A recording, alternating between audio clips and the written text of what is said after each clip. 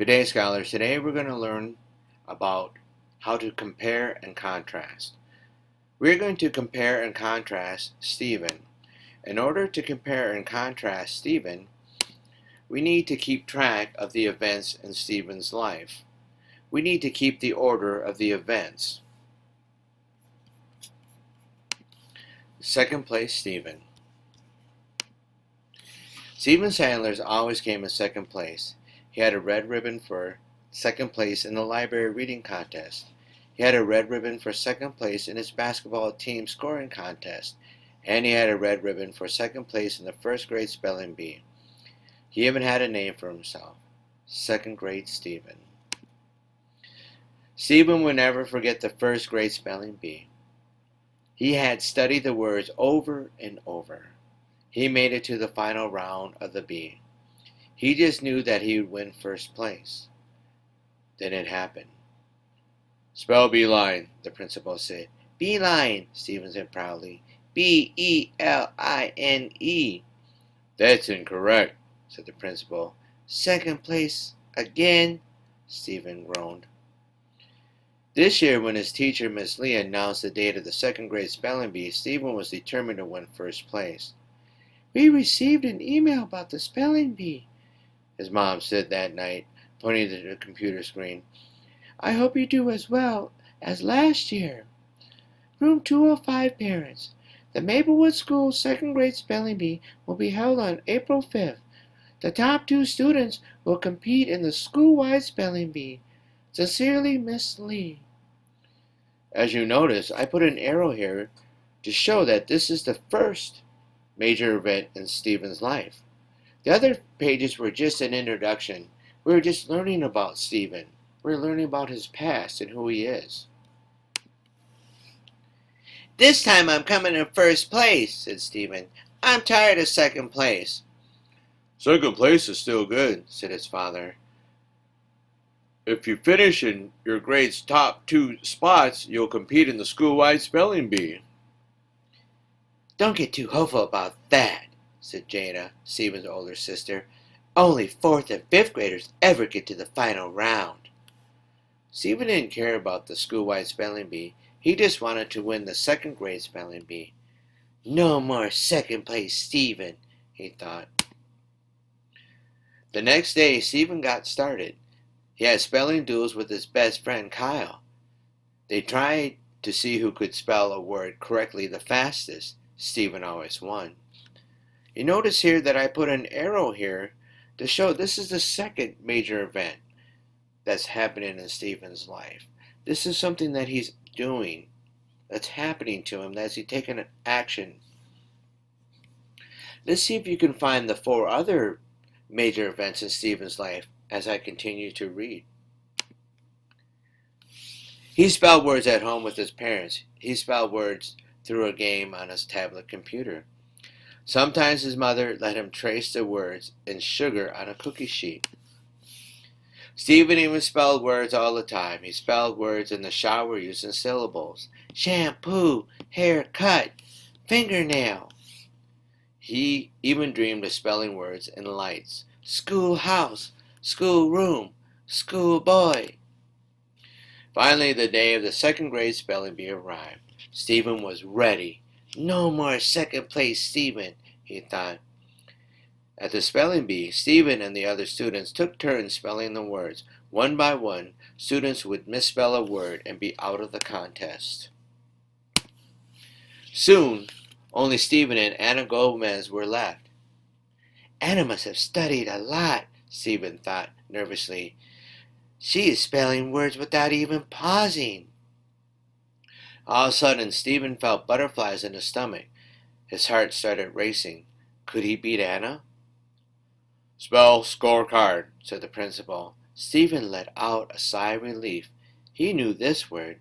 Scorecard, said Stephen. S-C-O-R-C-A-R-D, he smiled. That's incorrect, said the principal. Stephen could not believe he was so sure he had it right. Anna got a first place trophy. Stephen got a second place ribbon. Congratulations to the winners, said Principal Shoemaker. You'll both be in the school-wide spelling bee.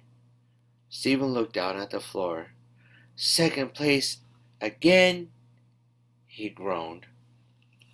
Did you guess that the third major event in Stephen's life was being in the school-wide spelling bee? If you did, you got that correct.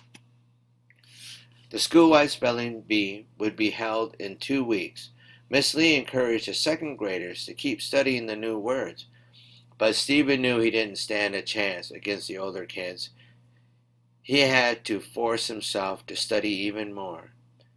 At least I can try to make it past the first round, he thought.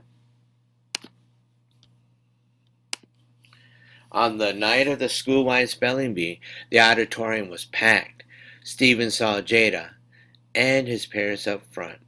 Stephen easily made it past the first round and the second round. More kids made mistakes and were out. An hour later, Stephen was still on stage with a 4th grader and a 5th grader. A few minutes later, only he and the 5th grader were left. This is the first time we've ever had a 2nd grader in the final round, announced the principal. The audience clapped. A mile-wide smile spread across Stephen's face. Stephen and the 5th grader both spelled the next 2 words correctly. The 5th grader had to pause when he spelled arithmetic, but Stephen didn't pause on any of his words. Then the principal asked Stephen to spell the word authorship. Authorship, said Stephen. A-U-T-H-E-R-S-H-I-P. There was a long pause. I'm sorry, Stephen, said the principal. That is incorrect. Then it was the 5th grader's turn. Authorship, he said. A-U-T-H-O-R-S-H-I-P.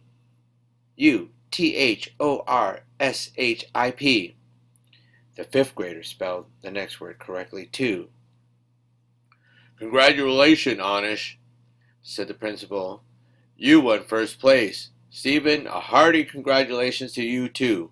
You came in a close second place. Everyone in the audience cheered. That's my brother! Stephen's sister Jada happily told the crowd. Principal Shoemaker gave Anish the 1st grade place trophy. Then he pinned the 2nd place ribbon onto Stephen's shirt. Stephen smiled and lifted his hands proudly in the air. He didn't care that he wasn't in 1st place. He didn't care that he was 2nd place Stephen. He had spelled more words than ever before. He had beaten almost every student in school.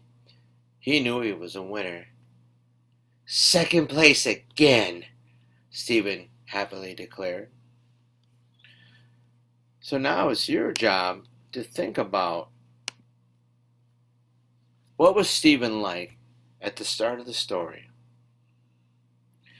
As you notice, he was on a path. What was a major event? What major event was a turning point in his life? So, a major event takes you off your path. It leads you in a different direction. And what was a major event in his life that changed the direction of his path? What was he like at the end of the story? So here's his final path. So now we want to compare and contrast Stephen, who he was in the beginning and who he was at the end. And lastly, I'd like to know, what are some major events in your life that changed you in a positive way? Scholars, I look forward to your answers. If you're not in my class and you care to share your comments with me, go ahead and type those in. I will also read your comments on YouTube. Thank you very much. Have a great day.